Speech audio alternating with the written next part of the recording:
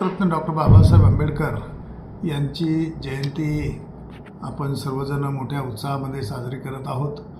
महाराष्ट्र शासनाने 11 एप्रिल ते 18 एप्रिल हा पूर्ण कालावधी या जयंतीच्या निमित्तानं मोठ्या उत्साहामध्ये साजऱ्या करावं असे निर्देश दिलेले आहेत. यामध्ये विविध विषयावर व्याख्याने आयोजित करणे, वैद्यकीय विद्यार्थी असतील, वैद्यकीय शिक्षक असतील, कर्मचारी यांच्यामध्ये बाबासाहेब आंबेडकरांनी जी समतेची आणि महिलांचा शिक्षणाचा विषय असो किंवा समाजामध्ये अनेक घटकांना सोबत घेऊन घेण्याचा विषय असो, या बाबतीमध्ये त्यांना संविधानाची माहिती करून देणे, संविधाने कसे आपल्याला हक्क दिलेले, अधिकार दिलेले याची जाणीव करून देणे, अशा अनेक गोष्टी आपण या निमित्तानं घेत आहोत.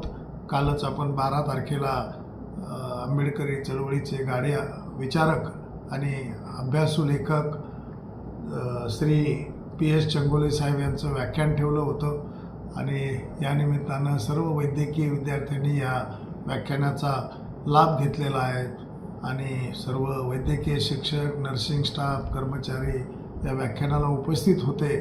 तर उद्या 14 एप्रिल भारतरत्न डॉक्टर बाबासाहेब आंबेडकर यांची 135वी जयंती आपण साजरी करणार आहोत.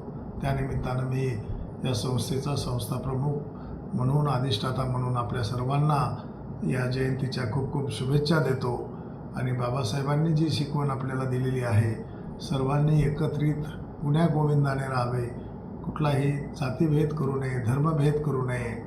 या त्यांनी जे आपल्याला शिका, संघटित व्हा आणि संघर्ष करा, असं जे अन्यायाच्या विरुद्ध उठून लढा, ही जी शिकवण दिलेली आहे तर ती आपण पालन करूया. आणि या संविधानाच्या निमित्तानं त्यांनी ज्या काही गोष्टी आपल्याला सांगितलेल्या आहेत त्याचं पालन आपण सगळेजण मिळून करू अशी मी अपेक्षा व्यक्त करतो आणि परत एकदा आपल्या सगळ्यांना खूप खूप शुभेच्छा देतो.